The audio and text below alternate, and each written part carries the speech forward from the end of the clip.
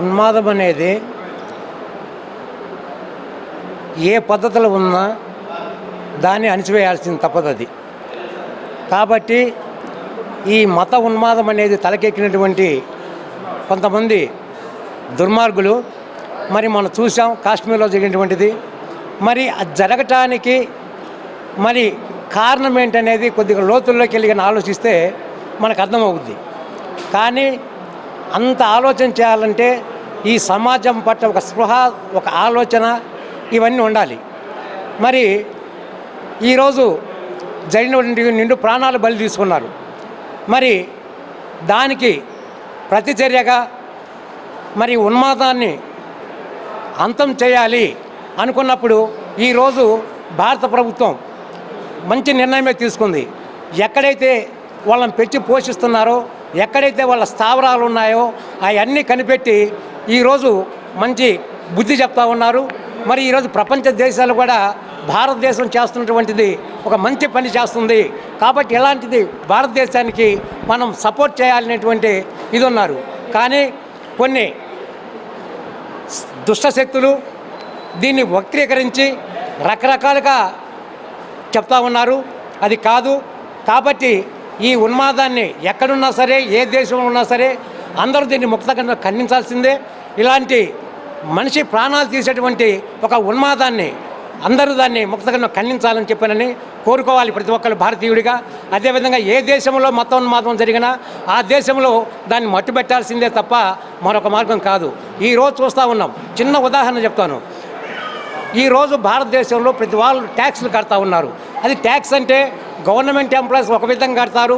అదేవిధంగా ఈరోజు సామాన్య ప్రజలు కూడా ఉప్పు మీద, పప్పు మీద అనేక రకంగా మరి కొంతమంది ప్రభుత్వం మనం ట్యాక్స్ కడుతున్నారు కదా. మరి ఈ ప్రభుత్వానికి మనం ఈ విధంగా చెల్లిస్తున్నటువంటి డబ్బంతా ఈ దేశానికి స్వతంత్రం వచ్చేసి 70 సంవత్సరాలు దాటిపోతున్నా మరి ఈరోజు ఆ డబ్బంతా తిడిపోతూ ఉంది. ఈ సంక్షేమ పథకాలని చెప్పని సంక్షేమ పథకాలకి ఎవరికి పెట్టాలి? అట్టడుగున ఉన్నటువంటి వర్గాలకి. మరి వాళ్ళకు విద్య, వైద్యాన్ని అందించేదాని కోసం ఆ రెండే ఉచితంగా పెట్టాలి తప్ప ఈరోజు ప్రజల డబ్బుతోటి ఈ ప్రభుత్వాలు ఒక చెలగాటాలు ఆడుతూ ఉన్నాయి. ఎక్కడ ఏమన్నా మీ సొంత ఆస్తులు ఏమన్నా నమ్మారా? పోనీ మీరు ఎక్కడి నుంచి కోట్ల రూపాయలు ఖర్చు పెట్టి ఎన్నికల్లో మీరు ఇదవుతూ ఉన్నారు. కాబట్టి అటువంటిది ఏమైనా ఇస్తూ ఉన్నారా? ఇవాళ సంక్షేమ పథకాల పేరుతోటి మరి చాలా దుర్మార్గం చేస్తూ ఉన్నారు. ఇవి కూడా ప్రభుత్వాలు ఆలోచించాలి. ప్రభుత్వానికి భారతదేశంలో ప్రతి పౌరులు ట్యాక్సులు కడతానే ఉన్నారు. కొన్ని కోట్ల రూపాయలు వస్తూ ఉంది. మరి ఈ కోట్ల రూపాయలు ఏ ఉద్యోగానికి, ఏ నిరుద్యోగం మీద, అదేవిధంగా ఏ ఎడ్యుకేషన్ మీద, ఏ వైద్యం మీద ఖర్చు పెట్టారు ఏమైనా చెప్పగలుగుతారా? ఎక్కడైనా ఉచిత ఎడ్యుకేషన్ ఉందా? ఈరోజు కార్పొరేట్ కాలేజీలను పెట్టి విపరీతంగా దందాలు జరుగుతూ ఉన్నాయి. మరి ఈరోజు ప్రభుత్వ కాలేజీలో చేర్చాలన్నా, ప్రభుత్వ పాఠశాలలో చేర్పించాలన్నా మరి ఈరోజు మరి ఎందుకు సాధించట్లేదు? మీరంతా కార్పొరేట్ కాలేజీలో చదువుకుంటూ మీ పిల్లల్ని అంతా కార్పొరేట్ కాలేజీ స్కూళ్ళకు పంపించుకుంటూ మరి ప్రభుత్వ పాఠశాలలు ఈ విధంగా ధ్వంసం చేస్తూ ఉన్నారు.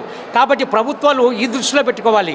ఈ దేశానికి డెవలప్ కావాలన్నా, ఈ దేశం అభివృద్ధి చెందాలన్నా ప్రజలు కట్టే ట్యాక్స్ని ఈ సంక్షేమ పథకాల పేరుతోటి దగా చేయకుండా నిజంగా ప్రజలకి ఉచిత వైద్యం ఇవ్వండి, ఉచిత ఎడ్యుకేషన్ ఇవ్వండి. ఈ విధంగా చేస్తే డెవలప్మెంట్ బాగా అవుద్ది. ఇటువంటివి చూడాలి. దేశంలో జరిగే మతోన్మాదాన్ని మాత్రం ఖచ్చితంగా అందరం మనం ముక్తకంఠంతో ఖండించాల్సిందే. ఇవాళ వాళ్ళు కవింపు చర్యలు చేస్తూ ఉన్నారు. ఎందుకంటే దాయాది దేశమని మనం అనుకుంటున్నాం. మరి అటువంటి నువ్వు కవింపు చర్యలతోటి ఉన్మాదాన్ని ఒక పాముకి పాలు పోసి పెంచినట్టుగా ఈ టెర్రరిస్టులని ఆ విధంగా మీరు పెంచి పోషిస్తున్నారంటే ఇది చాలా దుర్మార్గమే. దీనికి భారత్ ఖచ్చితంగా మీకు సమాధానం చెప్పింది.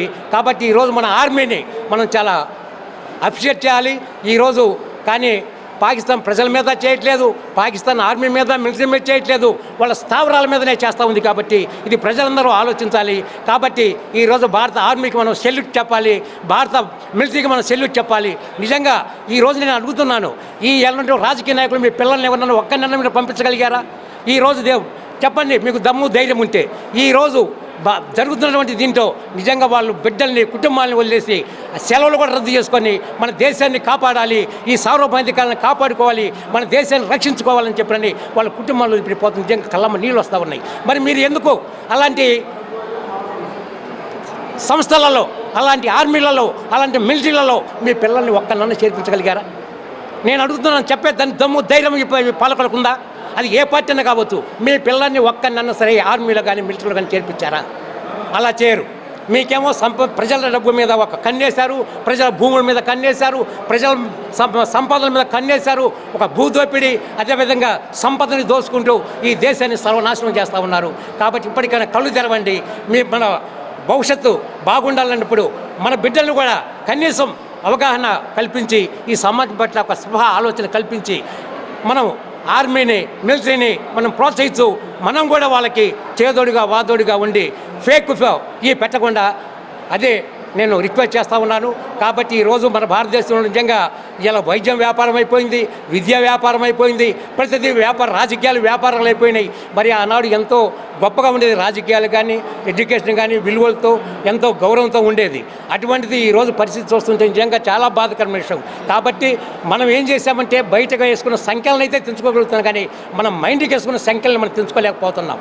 కాబట్టి మన మైండ్కి వేసుకున్న సంఖ్యలను తెంచుకొని ఈ సమాజాన్ని మనం ఆలోచించి ఈ సమాజం మనది, ఈ దేశం మనది, మన దేశాన్ని మనం కాపాడుకోవాలి, మన దేశాన్ని మనం రక్షించుకోవాలి, మన దేశాన్ని మనం డెవలప్ చేసుకోవాలనేటువంటి ఆలోచన అందరికీ కలగాలి. కాబట్టి ఉగ్రవాదం ఏ రూపంలో ఉన్నా దాన్ని అణిచివేయాల్సిందే. ఈరోజు మన ఆర్మీ కానీ మన మిలిటరీ వాళ్ళు కానీ చేస్తున్నటువంటి సాహసం అందరం అప్డేట్ చేయాలి. జై భారత్, జై భీమ్, జై భారత్.